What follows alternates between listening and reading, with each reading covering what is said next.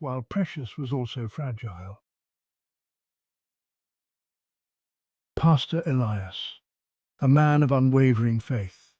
His eyes held a kindness that could soothe the most troubled soul. His sermons were legendary, full of warmth, full of love. They offered comfort, they offered hope. He knew his flock. He loved his flock.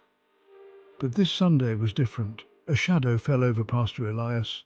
It was subtle at first, a darkness in his eyes, a tremor in his voice. The church was filled to the brim with devoted parishioners, each one seeking solace and guidance. Sunlight streamed through the intricate stained glass windows, casting colourful patterns on the wooden pews. The air was thick with the harmonious sound of hymns, voices blending together in a beautiful symphony of faith. A profound sense of peace settled over the congregation, a momentary escape from the troubles of the outside world. Pastor Elias, a figure of wisdom and compassion, approached the pulpit with measured steps. A hush fell over the room, the anticipation palpable. His gaze swept across the sea of expectant faces before him, each one looking to him for words of hope and inspiration. But something was amiss. His usually warm smile seemed strained, and his eyes, often filled with kindness, appeared distant and troubled. An unsettling silence followed, a stark contrast to the earlier harmony. It was time for the sermon, a moment that usually brought comfort and clarity. However, today would be different. What they would hear would be far from the usual words of reassurance. Pastor Elias took a deep breath, his hands gripping the edges of the pulpit. The congregation watched, their hearts heavy with a sense of foreboding. The atmosphere was charged with an unspoken tension, a collective holding of breath. As he began to speak, his voice carried a weight that was unfamiliar, a gravity that hinted at the gravity of the message to come. The sermon was about to begin, and it would leave an indelible mark on all who were present. Pastor Elias's voice resonated, but it wasn't the voice they knew. It was deeper, hoarser. His words turned strange. He spoke of ancient evils, of forgotten deities. His eyes burned with an unholy light. The congregation shifted uncomfortably. A ripple of unease passed through the pews. Whispers broke out. Something was wrong. This was not their Pastor Elias. Something had taken root in his soul. Something dark. Something sinister. Panic started to rise. People tried to stand, to flee the church, but they couldn't move. An unseen force held them. The doors slammed shut, windows darkened, and sunlight vanished. The church was plunged into an unnatural darkness. Whispers turned to screams. The air grew heavy, suffocating. A cold wind swept through the church, carrying with it the scent of decay. Fear clung to the congregation. They were trapped. The church itself seemed to come alive. The walls pulsed, shadows danced, and grotesque faces emerged from the woodwork. Their silent screams echoed the terror of the congregation. The air crackled with unseen energy. The hymns they sang earlier transformed. They became twisted, demonic chants. The church organ played on its own, its melody discordant and chilling. The familiar had become the horrifying. Pastor Elias's sermon continued.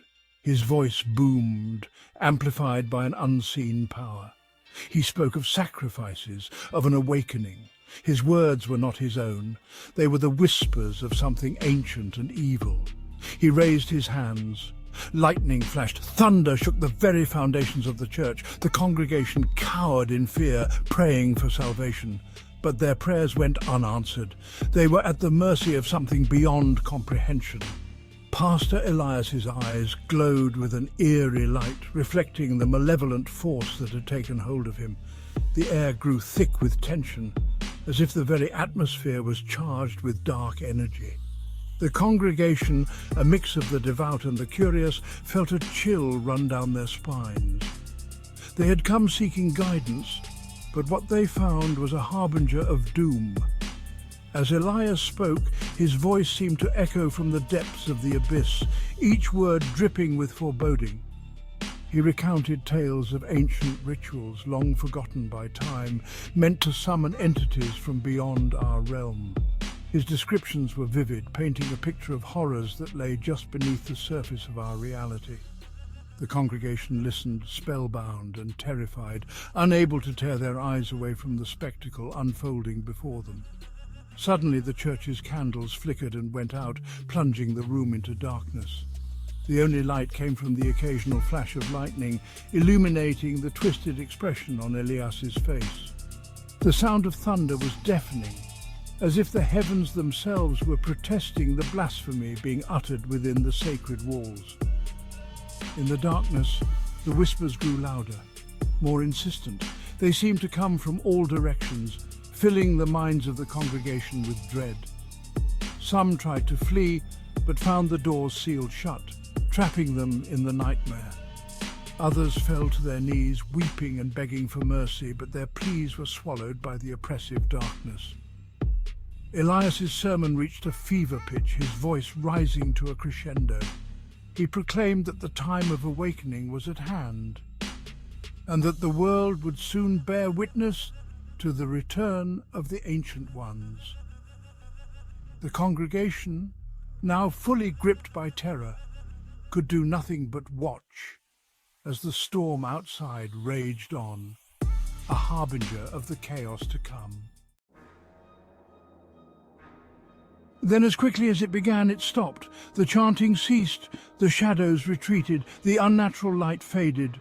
Silence descended upon the church, a silence more terrifying than the chaos that preceded it. The congregation slowly looked around, their eyes wide with terror. But the pews around them were empty, their friends, their families all gone, vanished without a trace. The church stood, silent, empty, its white paint peeled, its steeple tilted at an unnatural angle. The once sacred ground was now a place of dread, a haunting reminder of the unholy sermon. The doors creaked open, beckoning no one. Inside, the air was heavy with the residue of evil. The walls whispered with forgotten horrors. The church of Hollow Creek was no longer a sanctuary. It was a tomb. Hollow Creek remained, deserted, its streets empty, its houses abandoned. The townsfolk were never seen again, their fate unknown, swallowed by whatever darkness descended upon their church. Some say their souls are trapped within the church, forced to relive the unholy sermon for eternity. Others say the town itself is cursed. A chilling reminder that even in the quietest corners of the world, darkness can lurk. And sometimes it preaches,